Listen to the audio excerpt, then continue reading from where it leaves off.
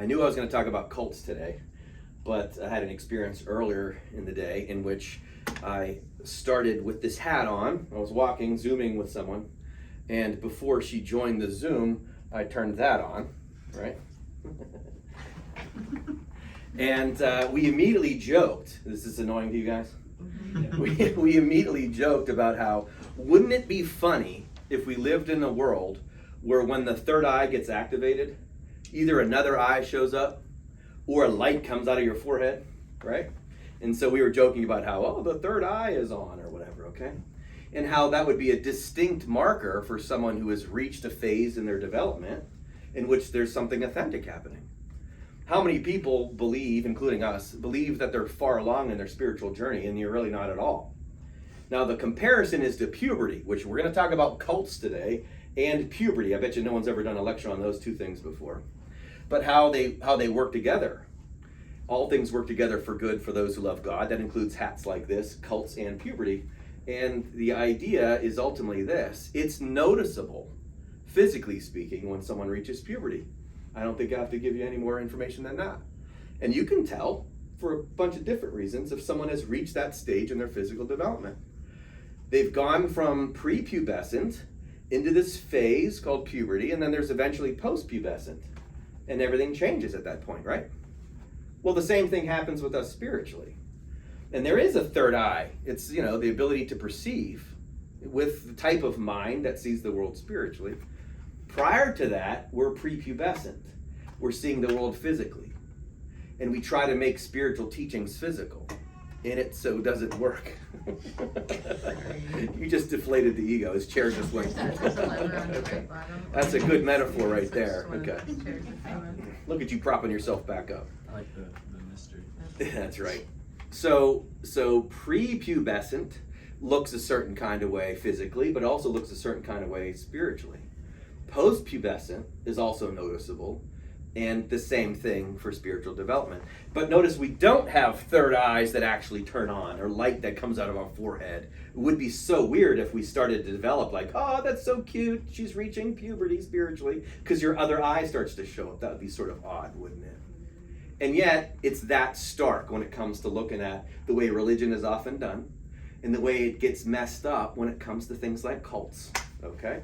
And so the reason why I knew I wanted to talk about cults is because there's two documentaries on right now that just got released in the last couple months, and I've watched them both now. One's called Escaping Twin Flames, and the other is called Love Has Won, the Story of Mother God.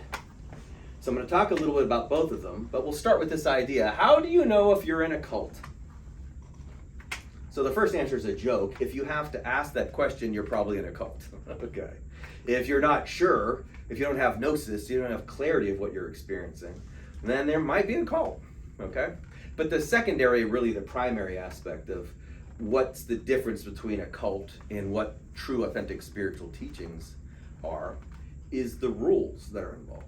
Okay, I did have years ago now, it's only happened once to me, but there was a woman who brought her son into this group, and during the middle of the group, he whispers to her, I think this is a cult. And the problem with that, or the reason why it's not a problem, it's the way he saw things, the issue is that lots of spiritual teachings are used in cults, including in this Escaping Twin Flames documentary, in which they specifically use the concept of mirrors to teach people what spirituality is. New Eyes has, chapter 14 is all about the mirror. All the prophets teach the mirror one way or the other. And so all of a sudden you have these people using spiritual concepts, and it sort of gives those who are working on spirituality a bit of a black eye in a way, because it looks like, okay, he's talking about the mirror too. Must be a cult. Maybe, maybe not. All I know is that the way to make the distinction between whether or not something is cultish and what isn't cultish is whether or not there are physical rules, okay? Because spirit is free. Spirit is releasing everything. Spirit doesn't require anything of anybody. It doesn't have any rules. You're free to come and go whenever you want. And spirit doesn't label things. It doesn't label them like the ego labels them, right? In Escaping Twin Flames, first of all, the primary concept of this particular cult, Twin Flames, is of taking advantage of people's desire for human romance and love. The idea of what a twin flame is. The idea that there's another being who's your perfect match on earth, twin flame, that is somehow your spiritual teammate. Newsflash, if that's the case, then we're all twin flames. Because each one of us is a twin flame to each other in each and every exchange that we have. Because the other person is always bringing about what it is that your spirit is supposed to be doing. And soulmates are similar, because guess what? We're all soulmates. We always were, we always will be. Now, can we carve out for ourselves special, we could say special, ego-related soulmates and twin flames? Of course you can. Of course. That's part of the fun of this. If two people are working on twin flames or soulmate stuff together, then it becomes a uniquely special relationship, okay? But a twin flame is not finding the exact physical being. That's more flesh-oriented stuff. Remember, prepubescent? That ultimately is physical-focused spirituality. That's the ego. Post-pubescent is spiritually focused spirituality. And cults will take spiritual teachings, push it back through puberty into prepubescent, and take spiritual teachings and make it physical. And so this documentary ends up being all about people, including the two leaders of the cult, in which they're telling people who their twin flames are. That's your twin flame. You must be with that person. And here's what you need to do to make it work. And all these rules then show up using the mirror work, very badly I might add, to force people into a bunch of situations that are super uncomfortable. And then yes, they absolutely gaslight them. And they tell them things like, maybe it's your sexual orientation. In fact, you might be gay, or you might be trans, or to a trans or gay person, you might be straight, okay, or whatever. They're putting all these rules that you have to be with this person, you have to behave this way around this person. Oh no, by the way, pay us X amount of money. All right, all of that is signs of what a cult could look like. Because if you're feeling restricted, if you're being restricted in its behavioral rules, then that's a sign that it might be a cult. And again, pretty much every cult follows that. But if you're not restricted in any way, you're free to come and go whenever you want. If the teachings are somehow touching you deeply, because they ought to, spirituality, you're touching something deeper inside yourself, then mirror work works, okay? The twin flame itself is inside yourself. We're going to do some Bible teachings at the end, Jesus backing a lot of this up, but go back into the Old Testament to realize there's lots of talk about something called the bridal chamber and what bridegrooms and all that kind of stuff really are. And it never says it explicitly, because you're supposed to figure it out yourself and have the experience of each of us has our own twin flame inside ourselves. It's your higher self, the Christ within. That's your twin flame. And each one of us ultimately has the same true love as a result. If you fall in love with the higher self within, your own divinity inside yourself, now you have the twin flame, because it's your lower self with their higher self. That's going to be magic. That'll be love. This is why Jesus didn't make a big deal out of finding the right woman for himself. Okay? He never talked about that. None of the prophets are good role models when it comes to conventional human relationships. None of them. They're all dysfunctional one way or another. I'll let you study that yourself. But the idea is not about finding the right physical person, because that would be more ego work, wouldn't it? But if spirituality, which is about the inner work, it's about finding the higher self within, and there's your twin flame. And it itself will become a match for you. Secondary to that could be a physical twin flame, and I'll allow for that, no problem. We're allowed to go seeking such a person. But if you haven't found your own flame inside yourself, you used that word once, I remember specifically flame, when it came to working on your inner self, right? Oh, yeah. Flame becomes a great word. It's a fire within.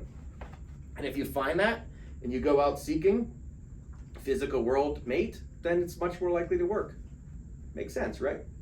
But nowhere in there should you be ever telling anyone who their twin flame is. And again, that's a sign that it's a cult. And so the escaping twin flames, at some point, it's cringy because you can see how they're misapplying all these teachings. But it's also painful because how many people who are eager for love, they're eager for physical world love, can fall captive to the mind control stuff of people who are going to use that natural human response and captivate them as a result by promising them idea of like perfect human love. No prophets talk about that. And if they do talk about it, it's done by finding the truth self first, okay? So the twin flame is found inside oneself. And if you can then manifest that physically, great. But seek first the kingdom of heaven, and all the rest will be added to you, becomes a very important marker there. It's not going to work if you do it physically. Now, love has one. The story of Mother God is about a woman who ended up going, again, an otherwise very normal woman, who goes on a spiritual journey in the late 90s, early 2000s or so. She ends up leaving her children behind, and she ends up becoming a cult leader. And she calls herself Mother God. And she says that on earth, God has now manifested as a female, and it was her. And in some ways, I go straight to, well, yeah, okay. Because it's true, God manifests God's self, himself, herself, whatever, through each one of us. No doubt. Jesus said, know ye not your gods. And so if a human being ends up saying something like, I am God, I go, well, yeah, that's true in a way. But my gosh, does it become easy to see when this stuff is getting perverted in a prepubescent way. This line, Ego on a Spiritual Journey, from the book, the Tibetan Book of Living and Dying. I've loved this. It's always in my head almost every single day. And the problem with religion in this world is that as soon as an individual being makes the decision to begin an authentic spiritual journey, the ego inside each one of us says the same thing to all of us. That's a great idea. I'll come along and we'll both learn something. And so now you have the ego riding shotgun with you on your spiritual journey. And it's there to trip you up every step of the way. See, the ego itself isn't allowed to come along. And if it does, it better be in the back seat and quiet. Okay? Because the spiritual journey is learning about how to get around the ego, or to put the ego in its place, again, lovingly, not killing the ego. But if the ego is part of the journey, it's going to take these teachings and it's going to bastardize them. And so here you have the idea of we're all God put into physical form. Now all of a sudden, this woman, go watch the documentary, she's literally believing that she's the agent of change in this world, and that all others must bow down to her. And it becomes quite obviously, again, cringy and not true, and yet she's guided by something. I have no doubt that some sort of spirit was in her. She has one aspect of it largely true. But all of us are God collectively. As Jesus said, know ye not ye are gods, you are the light of the world. Christ is the spirit showing up inside of all of us collectively. And so as the documentary ensues, she ends up, she has the mouth of a sailor. Nothing against sailors. She's using tons of profanity. She's telling people, she ends some of her little lectures with F off to people. And she's calling people names throughout all of this, as if that's somehow something like a godlike being would be doing. And maybe, okay. It doesn't come across as authentic to me. And as you could probably predict, as the documentary ensues, she starts to fall apart. And she's talking about ascending, and her death is going to be this and that. And all the cult members that are involved with it, they can't see it. They're applying truths physically. And again, that's how you can tell if it's a cult. If you're applying truths physically, and if there are physical rules associated with it, then it's not pure spirit. Okay? So I recommend you watch them, but watch them with love and spirit, noticing what happens when we get tripped up. Why? Because all of it is a cautionary tale for religion done incorrectly. Now, religion can be done correctly, no doubt about it, plenty of people do. But religion can also be done incorrectly. Throughout the world, it's been done for a long time. And it's the exact same concept as we just talked about. Religion done incorrectly, when it's physically focused, is cult-like. Religion done correctly, which is spiritually focused, is actual authentic spirituality. So you have the puberty phase. The ego on the spiritual journey is going to bastardize it, and it's going to make it physical, and it's going to not work as a result, and we're going to end up with the world that we currently have. But the post-pubescent spiritual development breaks free from the obsession with the flesh. And now I'm going to use actual words from Scripture to back this up. Starting with Hebrews, which Hebrews is debatable who wrote Hebrews, but there are those who believe it's Apostle Paul, others say it's not, but whatever, truth is truth. In Hebrews it says, let us move beyond elementary teachings about Christ and be taken forward into maturity. Isn't that puberty right there? Elementary teachings into maturity? Going from, say, 5-year-old in our development into 15-year-old? That's a process that everyone has to go through. Prepubescent, postpubescent. And as we develop through that, we're going from elementary into maturity. And then the verse says, and not from dead works. Oh, I love that line, dead works. What are dead works? It's physical stuff that's done without the Spirit. It's dead. It's a physical thing that we've done that's not spiritually focused. It's ego focused. And as a result, we're not extending Spirit to each other. We're doing physical things from an ego perspective. And from the ego perspective, we're not actually generating Spirit. And again, this is the problem with the world today, is that we're trying to do physical things, access spirituality, but we make them physical. And we think we're going to somehow change the world. Meanwhile, the world is changing us. Because dead works don't work. And there's a few different references to dead works in Scripture. And the fact is, as Paul, I think, later on talks about too, this is when we do things like baptism, for example. You know, the idea that that's somehow going to guarantee a person a spot in heaven or something like that. Or the concept of resurrection, which is talked about directly, that this is not about taking physical bodies and making them alive again.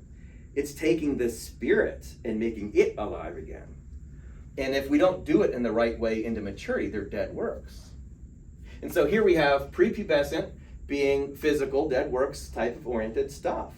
And if it's some sort of physical thing that we're trying to do to get into the good graces with God, it doesn't work.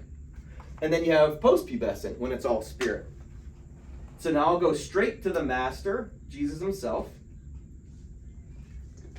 And I'll use his exact precise words and his very specific lectures on this to back all this up. So John 6:28, I don't need these, this is big enough. John 6:28 and 29, the disciples asked him directly. John 6:28. Then they asked him, what must we do to do the works that God requires? They're asking directly, what is it? What physical stuff are we supposed to do? What are the works that we should be doing? And Jesus answered, the work of God is this, to believe in the one he has sent. Now, we could do a whole group on that exact line, but what he didn't say was, oh, here's what you need to do, right? And he rattles off a list, including the 10 Commandments, and all these physical things. Give money to the church, and make sure you have sex with the right people at the right time, okay? And make sure that you stop all forms of criminal activity, and that you tell people what to do with their bodies on either side of that equation, okay? And all these physical things that we're focused on obsessively, both in politics and religion. And he doesn't mention any of that. He says, the work of God is this, to believe in the one he has sent. Now, quickly getting to the end of that, that means through each of us too. The resurrection is when Christ appears inside of us. The resurrection is also the second coming, when Christ appears inside of all of us. You also know if it appears inside of you, because you will have that feeling of, oh my gosh, the light is in me, the light is in you too. But you wouldn't be walking around bragging about it. None of the prophets were bragging. They were confident. They knew that the light was in them. And they weren't saying they were better than anyone, okay? They were saying we're equals. It is why Jesus said before he named the most important commandment, he said, "Hear, O Israel, the Lord is one." He knew that all of us are equals, and you wouldn't walk around declaring yourself as the leader, because none of us are the leader. And so there is no role for, a mother god in a cult. You would have this automatic respect of, oh, you got it too. We're equals in this. Just different stages of development. And no oak tree is better than an acorn. No sapling is better than an acorn. No oak tree is better than a sapling. You know that an acorn is going to grow into an oak tree. So it's just about when they were planted. And so that's all of us. He says to believe in the one that God has sent. That's the work of God. Not a single behavior mentioned in any of that. What is it that we can be doing physically? Well, he goes on, of course, in John 6:63, the Spirit gives life and the flesh counts for nothing. I mean, what is he specifically saying? Stop looking at it physically. There isn't a physical element to it. It counts for nothing. He doesn't even say 2%. There is no physical aspect to the spiritual process. Again, prepubescent, you think it's physical. Then you hit maturity and you go, I get it. It's all about spirit, and that's it. There's no physical aspect at all. And that's how we get to the spiritual realm. In Matthew 7:21-23, he says, not everyone who says to me, Lord, Lord, will enter the kingdom of heaven, On that day, many will say to me, Lord, Lord, did we not prophesy in your name and cast out many demons in your name and do many mighty works in your name? Works in your name? And then I will declare to them, I never knew you. Depart from me, you workers of lawlessness. Now, he's speaking directly to various religious people of his day, but it works for today's Christian too. But Jesus, we did all these things in your name. And he says, depart from me, I never knew you. You workers of lawlessness. Well, what's the law? It ain't the physical stuff. It's not the stuff we're supposed to be doing. It's the stuff we're supposed to be being, which is going to be this last lecture he gave, okay? The fact is, he's making it extremely clear there's nothing you can do to impress God. He was asked directly, and he goes, no. It's about believing in the one he has sent. That's the Christ. That's the Spirit or the light within all of us. And then those who try to get into heaven, he goes, no. I don't even know who you are. Because you cannot come to Jesus with the ego. This idea of this personal self that is somehow superior to that guy over there. Why is Steve like Steve is? Because of where he was born, when he was born, the costume he was put into, all that kind of conditioning stuff. And so, same thing with all of us, is who's better than anyone else? You walk 2 moons in that man's moccasins and see if you would be different. Of course you would, okay? So it's not a superiority thing in any way. There is no inferiority either. It's each one of us, it was given to each one of us to have this realization. And so it's equal and it's fair. And some people got planted before others. And if you include reincarnation, you have no idea when you were first planted either. And the guy that you're resenting might have just got planted this lifetime. You just don't know. Buddha's last words, strive for your own liberation with diligence, is very relevant there. And it means stay focused on your journey, because that's the only thing that you know about.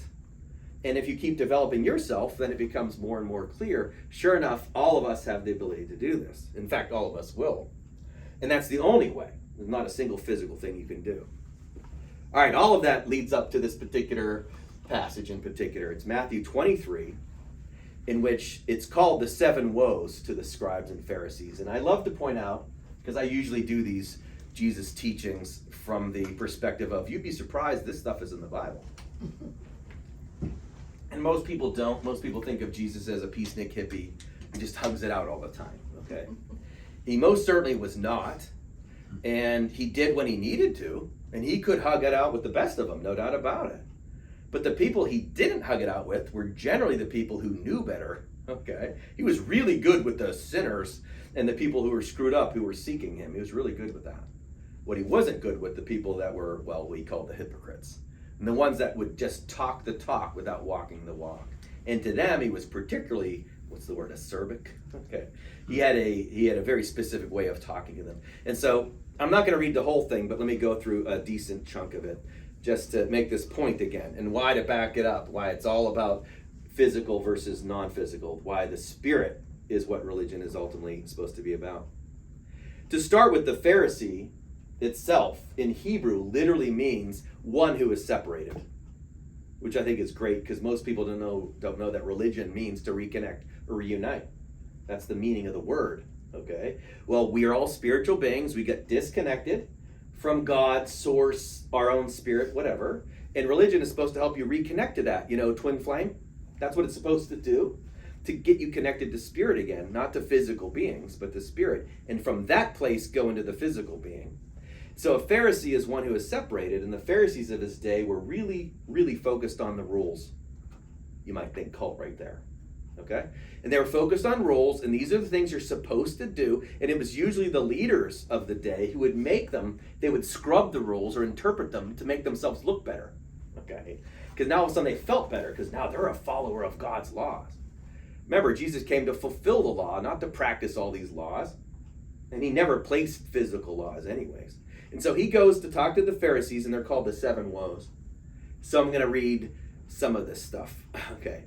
Jesus is talking to the crowds and to his disciples. And he says, woe to you, scribes and Pharisees, you hypocrites.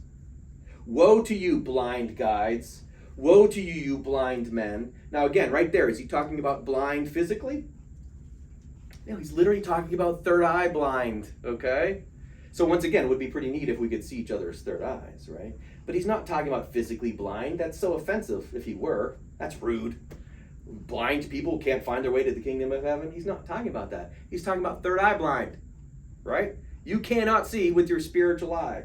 That's what he's talking about. And he's calling them blind guides.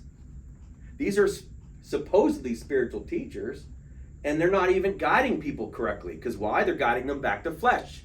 That's like taking a 17-year-old and trying to make them prepubescent again. What a bad idea that is. Or slowing down your own puberty. Not a good idea. But if you have teachers that are trying to teach us physically, this is what you need to do, then we're not making progress here. So he goes on, woe to you, scribes and Pharisees, hypocrites, for you tithe dill and mint and cumin, and you have neglected the weightier matters of the law, justice and mercy and faith. Justice and mercy and faith. These you ought to have done without neglecting the others. So he's specifically saying again, you're focusing on tithing dill and mint and cumin. That's all the physical stuff. It's literally what he means.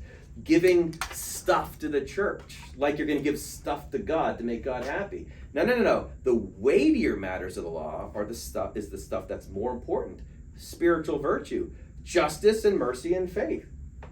We could again do a whole hour on that, but I'd like to emphasize mercy here.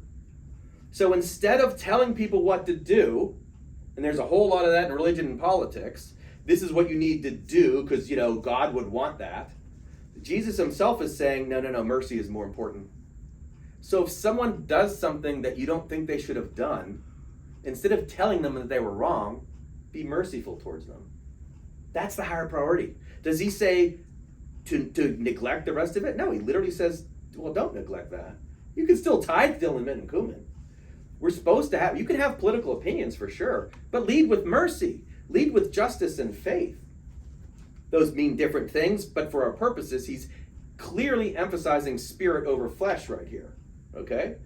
And then he says, you blind guides, you're straining out a gnat and swallowing a camel, which is hilarious, visual in many different ways. They're putting a whole lot of effort into getting nothing done, right? You imagine swallowing a camel but only producing a gnat? Because they're barely doing anything. They're taking on the whole physical world and they're producing gnats, okay? That's not spirit, clearly. They're putting so much effort into the wrong thing, which is what that line means. And then he goes on, woe to you, scribes. How many times do you have to say this? 7 times, woe to you. Woe to you, scribes and Pharisees, you hypocrites, for you clean the outside of the cup and the plate. Now, that's just thinking a great visual. If I served you something in a cup, let's say you're really thirsty, and I just drank from the cup, and then I take the cup, and I clean the outside, and I give it to you, right? Would you be like, what was in there? Could you please rinse what's in there first? Maybe get that out of there before you give me. I don't really care if there's dirt on the outside, but I want the inside to be clean. Logical, right? What a great teaching. He's telling the Pharisees, the hypocrites that they are, you're cleaning the outside of the cup and the plate, but inside you're full of greed and self-indulgence. You blind Pharisee, once again, you don't even see it. First clean the inside of the cup and the plate, and then the outside will also be clean. If we don't clean the inside, what behavior is going to be spirit? It won't be at all. Even if you're doing it because, you're trying to impress someone to win the Christian of the year, because you want more followers on Facebook or in church or whatever. You're doing it because you think you're superior to that person over there. You're better than that Muslim or that Jew or that atheist, all that kind of stuff. Blind Pharisee. No, the truth is clean the inside. Be a peacemaker. Be forgiving. Be merciful. Don't tell people they're going to hell because that's not going to work. That's not going to draw anyone in. But if you clean the inside and the Spirit takes over you, you will say and do what is backed by the Spirit. Now you can go tithe, dill, and mint and cumin, and you'll actually be spreading that back and forth to people. It's automatic. Like Rumi says, when the flower blooms, it just releases a fragrance. Okay? When you're in a spiritual place, you just release the fragrance of Spirit. And there are no rules associated with that. Isn't that wonderful? The laws are the ones that God or the universe have already set up that's going to force this out of you anyways. We are being forced to lie down in green pastures and beside still waters. Oh, it's going to happen. But those are not human laws, the rituals and the routines that we do for religion to try to find our way to spirit. It doesn't work like that. It's going to happen, but once it happens, like the flower that blooms, the spirit is released automatically. Okay? And so that's cleaning the inside of the cup and the plate. And then he goes on and he says, "Woe to you, scribes and Pharisees, you hypocrites, for you are like whitewashed tombs, which outwardly appear beautiful, but within are filled with dead people's bones and all sorts of uncleanliness." I love it. Isn't it great that the tomb is beautiful?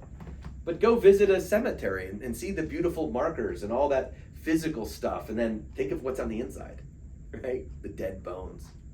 How many of us for most of our lives, and how many people are aspiring to be spiritual but are really religious in the prepubescent way, are outwardly appearing to be, virtuous, but inside it's still ego muck, right? And the inside it's still doing it for ego gain, and because I think I need to somehow approve myself or get approved by God. Meanwhile, we're told, as Jesus makes clear, the only thing you have to do is believe in one who sent him. And that does mean all his teachings, as he himself says, you have to follow me. He doesn't say literally to a physical cross where you have to get crucified physically. He doesn't say that. He says you have to understand what he's talking about here. That's how you understand the Christ. And it is to understand the fact that each of us has the Christ within, as Paul says, the mystery is Christ within. And he says, so you outwardly appear righteous to others, but within you're filled with hypocrisy and lawlessness. See, the law is ultimately this: get filled with spirit, spread spirit. Love the Lord your God with all your heart, soul, mind, and strength. Love another as oneself. Be the light.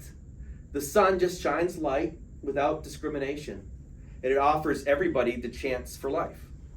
Be the light within inside ourselves is to spread spirit to everyone without discrimination. No one's better nor worse. That includes all politics and all religion without exception.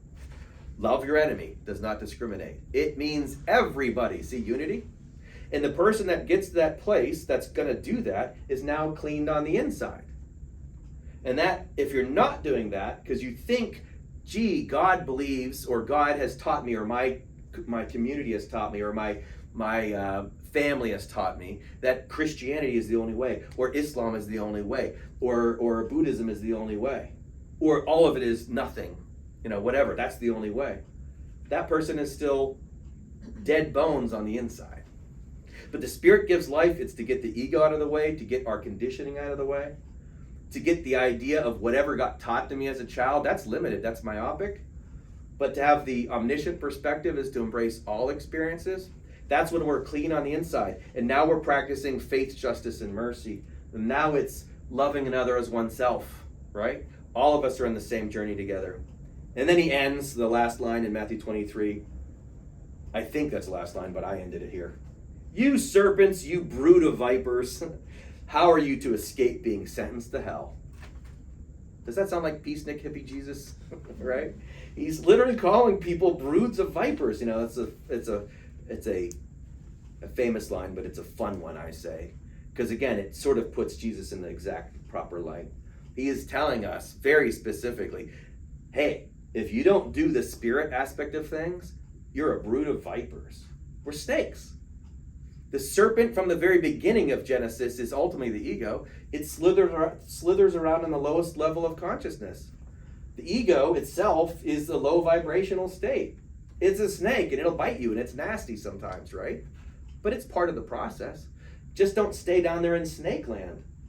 He's saying brood of vipers. Why? Because we're dealing with a bunch of prepubescent spiritual teachers. They're still looking at it physically. They haven't moved into maturity. They're looking at elementary teachings of Christ. They haven't recognized that all are redeemable, all are saved. It's just through grace. There's not a single physical thing that needs to be done. And there's no one that's left out of this. Every single person fits into this without exception. And it's our job to clean the inside, right? And so pulling it all together, it's a cult if it's physical, or at least physically focused. It's spiritual if it's got no rules, at least not physical rules. And that is the journey that we experience ourselves, very much like puberty. You can see when someone else goes through puberty, but can't you tell when you're going through it yourself? Right? Pretty noticeable things happen to you. In journeys that we've talked about in the past, but we'll do in the future, as well as we go through spiritual puberty, and you're waking up to the true self, again, not better than anyone else. You know, what 22-year-old thinks they're superior to an 8-year-old because they've gone through puberty? The 22-year-old knows that the 8-year-old's going to go through it too. Not that I'm better than. So as you go through spiritual puberty, you have this realization of like, oh, I get it. We're all going to go through this, right? And it's an awkward phase, isn't it? And it's physical changes, oftentimes uncomfortable. Well, the spiritual journey is the exact same. The world changes under our feet. Next thing you know, we're seeing the world from a different perspective, a different lens. And it can be very challenging as a result. But it's also the test. It's the test to apply all these various teachings, to look at the prophets and apply the teaching spiritually, not physically. If you don't pass the test, guess who extends their puberty? Would you like it if your physically puberty lasted 17 years? Right? Who wants that? The truth is, like Course in Miracles says, we control the time it takes to learn the curriculum. Okay? And you can speed up your process by staying focused, by practicing the various teachings spiritually.